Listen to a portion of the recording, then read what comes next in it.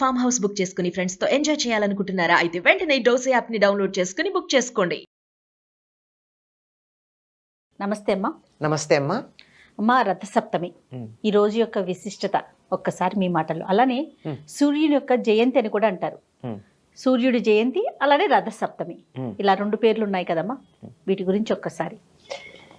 మాఘ శుద్ధ సప్తమికి రథసప్తమి అనే పేరుతో మనం చేసుకుంటామమ్మా. ఈనాడు సూర్యుడి యొక్క పుట్టినరోజుగా సూర్య జయంతిగా భావించుకుంటాం. ఈనాటి నుంచి సూర్యుడి యొక్క రథం ఉత్తర దిక్కుగా మళ్ళుతుంది అని మనం సంక్రాంతికి కూడా చెప్పుకుంటాం. ఈనాడు సూర్య ఆరాధన గనక చేసినట్టయితే చాలా గొప్ప ఫలితం ఉంటుంది. అందుకని ఆయనకి ఇష్టమైనటువంటి పనులు చేస్తూ సూర్య ఆరాధన చేస్తామమ్మా. మాఘశుద్ధ సప్తమికి సూర్య జయంతి, అందుకని దీనికి రథసప్తమి అనే పేరుతో మనం చేసుకుంటూ ఉన్నాం. మీరు రథసప్తమి విశిష్టత ఏమిటి అని అడిగారు. సూర్య జయంతి అయితే మరి రథసప్తమి అని ఎందుకు అన్నారు అని కదా. అది కదా, అంటే సూర్యుడు 365 రోజులు 24 గంటలు ఒక్క క్షణం విశ్రాంతి తీసుకోకుండా తిరుగుతూనే ఉన్నాడు కదా. అలా తిరిగేటటువంటి వాడికి వేగంలో తేడా రాకూడదు కదా. అలసిపోయాక నెమ్మదిగా తిరగడం, మొదలుపెట్టినప్పుడు వేగంగా తిరగడం ఉంటుంది కదా. ఒక్క క్షణం కూడా తేడా రాకుండా అలా నిరంతరాయంగా తిరుగుతూనే ఉండాలి అంటే ఆయన రథం ఎంత గొప్పదో ఆలోచించండి. అందుకని ఆ రథం కారణంగా ఆయన, పైగా ఈనాడు జరిగేది ఏమిటంటే రథం యొక్క దిశ మారుతుంది. రథం వెళ్ళే దిశ ఇప్పటి వరకు దక్షిణం వైపుకు వెళ్ళేటటువంటి సూర్యరథం ఉత్తర దిక్కుగా మళ్ళడం జరుగుతుంది. అందుకని సూర్యుడి యొక్క రథం దిశ మారేటటువంటి రోజు అని గుర్తు చేసుకోవడానికి రథసప్తమి అనే పేరుతో కూడా చెప్తాం. సూర్యుడి రథానికి చాలా విశిష్టతలు ఉన్నాయి, మిగిలిన ఏ రథానికి లేనిది.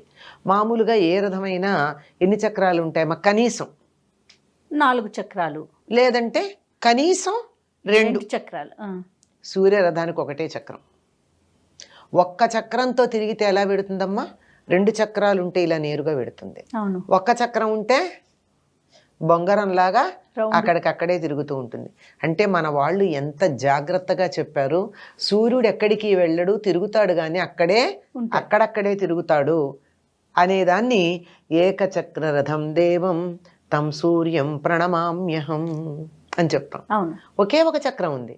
ఒక చక్రం ఉన్నదాన్ని కదిపితే అక్కడే తన చుట్టూతో తాను బొంగరంలాగా తిరుగుతుందే తప్ప దూరానికి వెళ్ళదు. అది దాని విశిష్టత. దేనికి లేని విశిష్టత ఏమిటి? మామూలుగా అయితేనే మనం ఒక చోట 2 సార్లు ఇలా వానా వానా వల్లప్ప అని మంచిగా తిరిగిస్తారే, అట్లా 4 సార్లు తిరిగితే కళ్ళు తిరిగినట్టు అవుతుంది కదా. ప్రదక్షిణం కూడా 3 సార్లే చేస్తాం, 4వసారి చెయ్యం జాగ్రత్తగా. 4వసారి చేస్తే కళ్ళు తిరుగుతాయమని భయం. అట్లాంటిది ఒకే చోట కదలకుండా అలా నిరంతరాయంగా తిరుగుతూ ఉండాలి అంటే ఆ సూర్యుడికి ఉన్నటువంటి ప్రధానమైనటువంటి సాధనం ఏమిటి? రథం మాత్రమే. ఆ రథానికి ఇంకా 2 ప్రత్యేకతలు ఉన్నాయి. ఆ రథానికి ఎన్ని గుర్రాలు ఉంటాయి? రథమారూఢం, 7 గుర్రాలు ఉంటాయి. ఒక్క చక్రానికి 7 గుర్రాలు ఉండి తిరిగితే ఎట్లా ఉంటుందో ఆలోచించుకోండి. కానీ ఈ 7 గుర్రాలకి సంబంధించి ఏం చెప్తారు? సప్తసప్తిర్మరీచిమాన్. సప్తసప్తి అంటే 7 కలిగిన ఒకటే. అంటే 7 గుర్రాలు కలిసి ఒకటే. ఒక గుర్రమే 7 గుర్రాలు, 7 గుర్రాలుగా ఉన్నటువంటి ఒకే 7 గుర్రాలు కలిపి ఒకటి అవుతాయి. అలా ఉన్నటువంటి గుర్రం కలిగినటువంటి వాడు. ఎన్ని విశిష్టతలు ఉన్నాయి. అందుకే రథానికి ఈ 7 గుర్రాలు కలిసి ఒకటే ఉండడం అనేది ఏమిటి అంటే, అశ్వశబ్దానికి గుర్రం అనే అర్థంతో పాటు కిరణం అనే అర్థం కూడా ఉంది. 7 కిరణాలు, సూర్యుడి నుంచి 7 కిరణాలు వస్తాయి. ఈ 7 రంగులు, 7 అందుకే ఆయనకున్నటువంటి రథానికి కట్టిన గుర్రాలకున్న రంగులు కూడా 7 ఉన్నాయి. ఈ 7 ఏమిటి అంటే, మనం సూర్యకిరణాన్ని గాజు పట్టకంలో నుంచి ఇలా తీస్తే వచ్చేటటువంటి 7 రంగులు విబ్జిఆర్ అన్న పేరుతో ఏముంటాయో అవి విడిగా ఉంటే 7 రంగులు, కలిస్తే ఒకటే సూర్యకిరణం, సూర్యుడి యొక్క కిరణం. ఇది అందుకే సప్తసప్తి అనే పదం. ఆయనకు స్నానం చేసేటప్పుడు కూడా సప్తసప్తి అనే మంత్రంతోనే స్నానం చేస్తాం రథసప్తమి నాడు. ఇది రెండో విశిష్టత. ఒక చక్రం 7 గుర్రాలు కలిసి ఒకటే అవడం, ఏడు రంగుల్లో ఉండి కలిస్తే ఒకటే అవ్వడం రెండో ప్రత్యేకత. మూడో ప్రత్యేకత ఏమిటంటే ఆయన సారథికి కాళ్ళు లేవు, అనూరుడు, ఊరువులే లేనివాడు. కాళ్ళు లేనివాడు. కాళ్ళు అంటే తొడ భాగం నుంచే, కాళ్ళు అంటే మనం మోకాళ్ళు అనొచ్చు, పాదాలు అనొచ్చు, కాదు, అసలు తొడ దగ్గర నుంచే లేదు, మొండెం మాత్రమే ఉంది. మరి అట్లాంటి వాడికి ఏమైంది, మనకు లోపదీర్ఘత అని ఒక సిద్ధాంతం ఉంది ప్రకృతిలో, కాంపెన్సేటరీ లెంగ్థెనింగ్ అంటారు. అంటే ఒకటి ఏదన్నా అవయవ లోపం ఉంటే మరో అవయవం చాలా బలంగా ఉంటుంది, యాక్టివ్గా ఉంటుందంటారు, బలం ఎక్కువ ఉంటుంది, శక్తి. కాళ్ళు లేవు గనక ఆసక్తి కూడా చేతులకే వచ్చింది. అందువల్ల అంత 365 రోజులు ఒక్క క్షణం విశ్రాంతి తీసుకోకుండా ఆన్ డ్యూటీ ఉండేటటువంటి సూర్యుడి రథాన్ని ఈయన అంతకన్నా పర్ఫెక్ట్గా నడుపుతాడు. ఇన్ని విశిష్టతలు కలిగినటువంటి రథాన్ని అధిరోహించిన సూర్యుడి జయంతి. పైగా ఈనాడు ప్రత్యేకంగా రథం యొక్క దిశ, వెళ్ళే దారి మారుతుంది. అందువల్ల ఈనాటిని రథసప్తమి అన్న పేరుతో కూడా పిలుస్తారు. ఎంత విశిష్టత ఉందమ్మా. మరి ఈ రోజు మనము అనుసరించాల్సిన విధానం ఏంటమ్మా? అమ్మ, పొద్దున్నే ఇవాళ సూర్యశక్తి చాలా అత్యధికంగా ఉంటుంది. ఆ శక్తి మనలో ప్రవేశించాలి అంటే స్నానం చేసేటప్పుడే సౌరశక్తిని తనలో అత్యధికంగా నింపుకున్నటువంటి జిల్లేడాకులని, రేగుపళ్ళని తల మీద పెట్టుకుని స్నానం చేస్తారు. కనీసం 7 సంఖ్య కదా ప్రధానం. ఆ 7 2 భుజాల మీద, తల మీద, గుండెల మీద, ఈ వెనకాల పొట్ట మీద, ఈ నడుము కింద భాగం, ఇలా 4 చోట్ల 7 చోట్ల జిల్లేడాకులు పెట్టి, ఆ జిల్లేడాకుల మీద రేగుపళ్ళు పెట్టి, రేగుపళ్ళు పెట్టి తలమీంచి నీళ్లు పోసుకోవడం, ఇది తప్పనిసరిగా చేయాల్సిందే. జిల్లేడుకి అర్క అనే పేరు. అర్కం అంటే జిల్లేడే.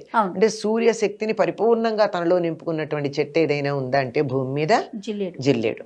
అలాగే పళ్ళల్లో రేగుపండు.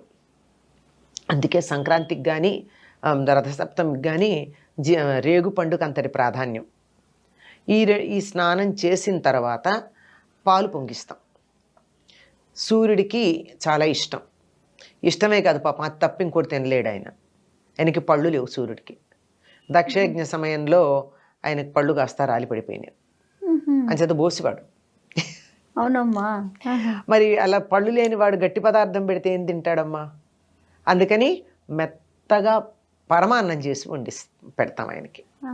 ఇది కూడా ఎట్లా చేస్తామంటే తులసి దగ్గర మనకు చక్కగా ముగ్గు వేసి అందులో దాలి చేసి, దాలి అంటే పిడకలతో చేసినటువంటిది. ఇది కూడా ఆవు పిడకలు అంటే మనం సాధారణంగా గొబ్బెమ్మలు పెట్టినప్పుడు ఆ పిడకల్ని గొబ్బెమ్మల్ని గోడ కొట్టి తయారు చేస్తాం. దాంతో తయారు చేసి దాని మీద వండుతాం.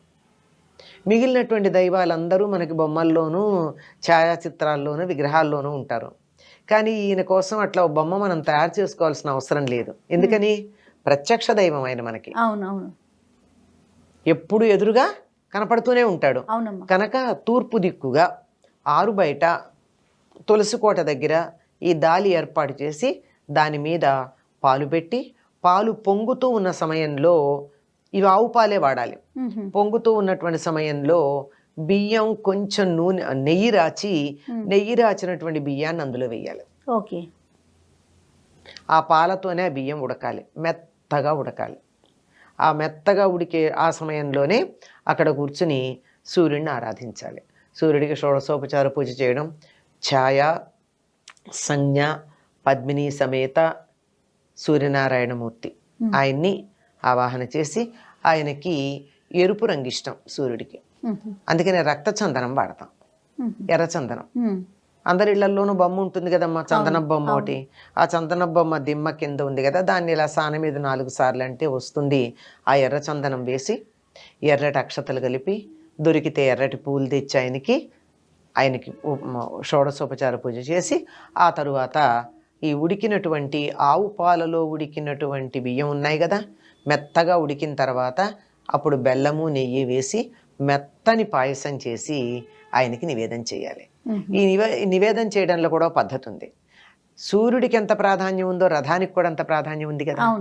అందుకని ఆ రోజు ఏం చేస్తారంటే రథాన్ని చిక్కుడుకాయలతో రథం తయారు చేస్తారు. అవునమ్మా. 2 చిక్కుడుకాయలు, ఈ రెండింటినీ కలుపుతూ మధ్యలో పుల్లలు, ఇవి 7 ఒకదాని మీద ఒకటి పెట్టి రథాన్ని తయారు చేసి దాని మీద చిక్కుడు ఆకు పెట్టి, ఆ చిక్కుడు ఆకులో 3 భాగాలు ఉంటాయి కదా ఆకుకి, ఆ 3 భాగాల్లోనూ పరమాన్నం పెట్టి ఆయనకి ఛాయ, సంజ్ఞ, పద్మిని ఈ ముగ్గురుతో కూడుకున్నటువంటి స్వామివారికి నివేదన చేయడం పద్ధతి. ఇది పద్ధతిగా చేసేటటువంటి పని. ఆ రోజు తప్పనిసరిగా ఎర్రపూలు దొరికితే లభ్యమైతే చేయాలి. చాలామందికి ఆదివారాలు సూర్యుడికి నమస్కారం చేసుకుని ఆ వ్రతాలు కొంతమందికి ఉంటాయి, ఉండి ఒక పూటే భోజనం చేస్తారు. మనం అలాంటిది ఆదివారం నియమం ఏం పెట్టుకోలేదు కదా.